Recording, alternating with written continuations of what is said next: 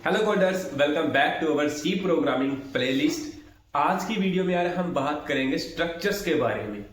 तो स्ट्रक्चर काफी important topic भी है इंटरव्यू के अकॉर्डिंग हम देखें तो स्ट्रक्चर को एक बार हम समझ लेते हैं, उसकी डेफिनेशंस की देखते हैं कि स्ट्रक्चर की जो डेफिनेशन है वो ये है कि structure is a user defined data type that stores multiple data types values in a single variable.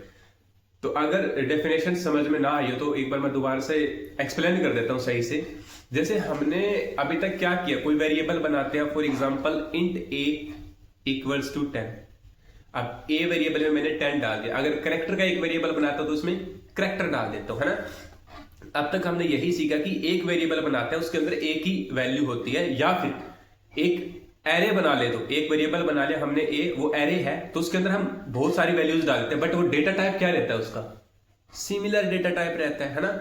But structure में क्या होता है, स्ट्रक्चर में ये होता है कि उसका डेटा टाइप डिफरेंट। एक वेरिएबल बनाते हैं, उसके अंदर मल्टीपल डेटा टाइप्स का हम यूज करके वो एक पूरा डेटा सेट बनाते हैं, ठीक है। तो ये खुद से एक यूजर डिफाइंड डेटा टाइप इसलिए बोला गया है क्योंकि हम इसमें खुद से डिफाइन कर सकते हैं कि कौन कौन से वेरिएबल, कौन कौन से डेटा टाइप इसमें यूज होने वाले हैं। तो that's how structure is work. अभी हम एक बार कोड में भी थोड़ा सा समझ लेते हैं कि कोडिंग में हम कैसे इसको डिफाइन करते हैं, कैसे इसको यूज करते हैं। तो अभी बिना देरी किए हुए हम डायरेक्ट जंप करते हैं हमारे कोड के ऊपर। हम एक एग्जांपल के जरिए समझ लेते हैं कि भाई हमें जरूरत क्यों पड़ती है स्ट्रक्चर की, है ना।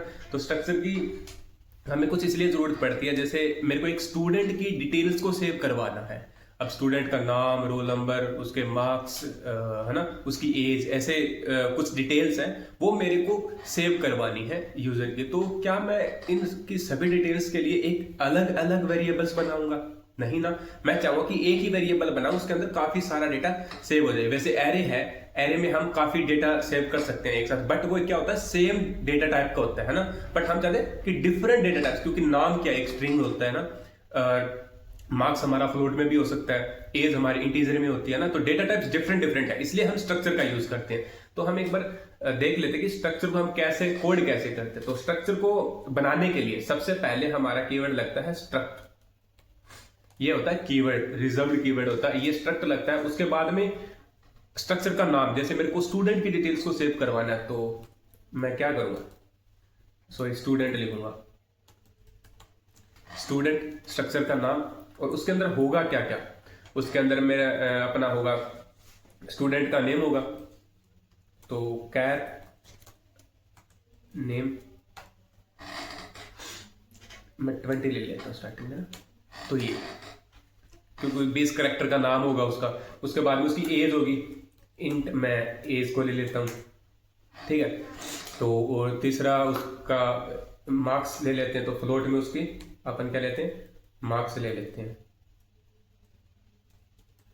और फिर से इंट में उसका कुछ अपन ले लेते हैं रोल नंबर, रोल नंबर इतना ही लिख देते हैं, रोल खाली, है ना। अब ये एक स्ट्रक्चर बन गया, है ना। अब एक स्टूडेंट का स्ट्रक्चर बन गया, इसमें अलग अलग डेटा टाइप्स है और हम इसको यूज कर सकते हैं, ठीक है। अब इसके लिए ना हमें एक वेरिएबल भी बनाना पड़ेगा। जैसे मान के चलो एक क्लास के अंदर कितने स्टूडेंट है, स्टूडेंट 1 है, स्टूडेंट 1 का सिर्फ मैं ये डेटा लेना चाहता हूँ, है ना। तो मैं इसके साथ में ऐसे भी कर सकता हूँ, S1। अब एक नया वेरिएबल बन गया स्टूडेंट 1 का, जो इस डेटा स्ट्रक्चर को फॉलो करता है, सॉरी। अब ये क्या बना है बेसिकली, अब ये यूजर डिफाइंड डेटा टाइप बन चुका है। अब इस डेटा टाइप का कोई मैं अलग वेरिएबल बना सकता हूं, बिल्कुल बात है। जैसे इंट क्या एक डेटा टाइप है, इसके आगे मैं एक वेरिएबल का नाम लिखता हूं ना, वैसे ही अब ये जो स्ट्रक्चर बना है, ये स्टूडेंट बना है, ये स्टूडेंट एक डेटा टाइप बन गया है खुद का, ठीक है। अब इसका वेरिएबल का नाम मैं क्या रख सकता हूं, मैं रख सकता हूं S1, ऐसे भी रख सकता हूं। ऐसे आप दूसरा वेरिएबल बना सकते हो S2, ऐसे भी कर सकते हो। या फिर जो दूसरा तरीका है, इसके अलावा एक तरीका ये है कि आप लिखो एज इट इज, इसको कॉपी पेस्ट कर लो और S1 ऐसे भी बना सकते हो। दोनों तरीके वैलिड है, दोनों तरीकों से आप स्ट्रक्चर को डिफाइन कर सकते हो, ठीक है। अब इसके अंदर मेरे को वैल्यूज डालनी है, ठीक है। अब जैसे स्टार्टिंग में मैं अपनी डिटेल्स डाल देता हूं, ठीक है। जैसे फॉर एग्जांपल के तौर पे S1 डॉट नेम, नेम के अंदर मैं डाल देता हूं संदीप, ठीक है, ये हो गया हमारा पहला। उसके बाद में मैं एज है, तो s1 डॉट एज के अंदर मैं डाल देता हूँ, कुछ भी डाल सकते हैं ना, जैसे मैंने 23 डाल दिया बस वैसे ही, ठीक है, ये कुछ भी डमी डाल दो चाहिए। तो s1 के अंदर मैंने फिर से मेरे को अपना मार्क्स डालना है, तो मार्क्स मेरा फ्लोट नंबर है, तो मान के चलो मेरे 88.6% मार्क्स है, ठीक है। उसके बाद में मैं s1 मेरे को डालना है रोल नंबर, मेरा रोल नंबर मैंने डाल दिया इक्वल्स टू 10 डाल देता हूँ, ठीक है। अब ये मेरा रोल नंबर, ये मेरी कुछ डिटेल्स अभी मैंने क्या कर दी, एक स्ट्रक्चर के अंदर सेव करवा ली। क्या मैं एक बार प्रिंट करवा के देख सकता हूँ उनको, आउटपुट में देख सकता हूँ कि भाई मेरी आउटपुट में एग्जैक्टली स्ट्रक्चर में सेव हुई भी है या नहीं हुई। तो ये तो है हमारा स्ट्रक्चर डिक्लेरेशन, या फिर मैं इसको बोल देता हूँ डिफाइन स्ट्रक्चर और क्रिएट अ वेरिएबल, है ना।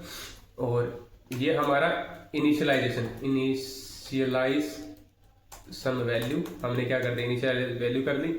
और हम यहाँ पे क्या देखेंगे, आउटपुट देखते हैं कि अब आउटपुट में क्या आता है। प्रिंट ऑफ, मैं अपनी एज प्रिंट करवाना चाहता हूँ, ठीक है, तो मैं %d का यूज करूंगा। और s1 मेरा वेरिएबल का नाम है, तो उसके अंदर डॉट एज का यूज करके मैं एक बार कोड को रन करके देखता हूं।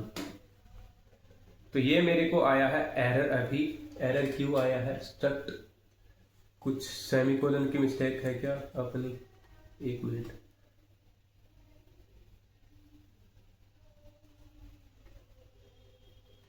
आई थिंक ये आएगा, ठीक है। यहाँ पे सेमीकोलन लगा के देख लेते हैं एक बार। अब कोड को रन करता हूँ मैं फिर से।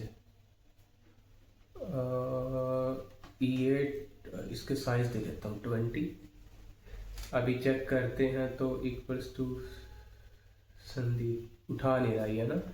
तो दूसरा तरीका, हम एक काम करते हैं, हैशटैग इंक्लूड str कॉपी होता है स्ट्रिंग के अंदर, लाइब्रेरी हैशटैग इंक्लूड करते हैं लाइब्रेरी को, एक स्ट्रिंग लाइब्रेरी हमारे पास, उसका मेथड यूज करके देखते हैं अगर हो जाता भी। हमें क्या करना पड़ेगा, तो हमारा होता है strcpy, कॉपी के लिए होता है ये।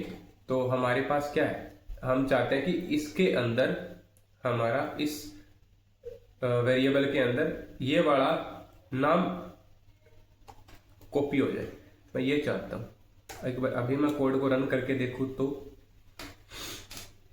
यस, अब हमारा कोड बिल्कुल रन हो चुका है। तो हम क्या कर सकते हैं, अगर हमें स्ट्रिंग वैल्यू डालनी है स्ट्रक्चर वेरिएबल के अंदर, तो हम क्या करेंगे, हमारे पास एक स्ट्रिंग नाम की लाइब्रेरी होती है, इसको इंक्लूड करेंगे और उसका एक मेथड होता है strcpy, स्ट्रिंग कॉपी करने का। किसी ये होता है अपना वेरिएबल कि इस वेरिएबल के अंदर ये वाली स्ट्रिंग को कॉपी कर दीजिए, तो ये कॉपी करने के लिए बेसिकली, है ना। तो अगर मैं यहाँ पे %s लगा के अगर मैं नेम को प्रिंट करवाना चाहूं तो आएगा क्या, देखते हैं।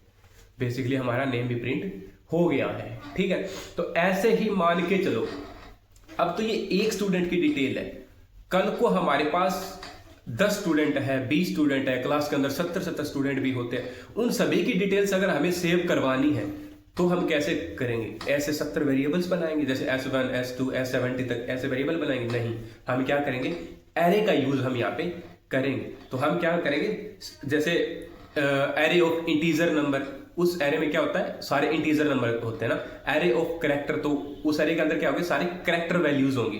तो ऐसे ही एरे ऑफ स्ट्रक्चर बना सकते हैं हम, जिसके अंदर क्या होगा, स्ट्रक्चर होंगे सारे, ठीक है। तो हम कैसे कर सकते हैं इसको, एक बार डिफाइन करके देख लेते हैं। तो जैसे ही मैं मेरे को एक वेरिएबल वो बनाना है ना, तो एरे बनानी है, तो मैं कुछ ऐसे कर सकता हूँ कि इसी को एक बार कॉपी कर लूँ और यहाँ पे एरे ऑफ स्ट्रक्चर, इसको इनिशियलाइज करके देख लेते हैं। तो स्ट्रक्ट डेटा टाइप वही रहेगा, स्टूडेंट हमारे पास s1 क्या आ गया, s1 वेरिएबल है, तो मैं इसको arr ले देता हूँ ताकि हमारे पास क्या हो, ये एरे। जैसे मेरे पास 70 स्टूडेंट्स की मेरे को लिस्ट बनानी है और सबकी सेम डिटेल रहनी है। ये सब जैसे ये S1 की डिटेल क्या आ गई, ये सारी डिटेल S1 की है ना, सारी खाली एक ही स्टूडेंट की है। ऐसे मेरे को 70 स्टूडेंट्स की डिटेल चाहिए, तो मैंने क्या बना दिया, उसका एरे बना दिया। अब आप क्या कर सकते हो, 70 स्टूडेंट्स का डेटा आप ऐसे डाल सकते हो एक एरे के अंदर, फिर उसको आप आइटरेट कर सकते हो। ठीक है, अभी आपका होमवर्क रहने वाला है, क्योंकि अभी हम इसी लेक्चर में मेरे को स्ट्रक्चर आपको समझाना था, वो मैंने आपको समझाया अच्छे से। ठीक है, अभी आपका एक होमवर्क ये है कि आप स्ट्रक्चर के ऊपर ही काम करोगे, एरे के ऊपर। ठीक है, तो आप मेरे को ना 2 स्टूडेंट्स एक एरे के अंदर डाल के दिखाओगे, उसका कोड कमेंट बॉक्स में कमेंट करोगे कि 2 स्टूडेंट की डिटेल्स हम एक एरे के अंदर कैसे डाल सकते हैं। तो दिस इज योर होमवर्क। तो अभी हम नेक्स्ट वीडियो में मिलेंगे किसी नए टॉपिक के साथ में। तब तक के लिए thank you so much for watching and take care.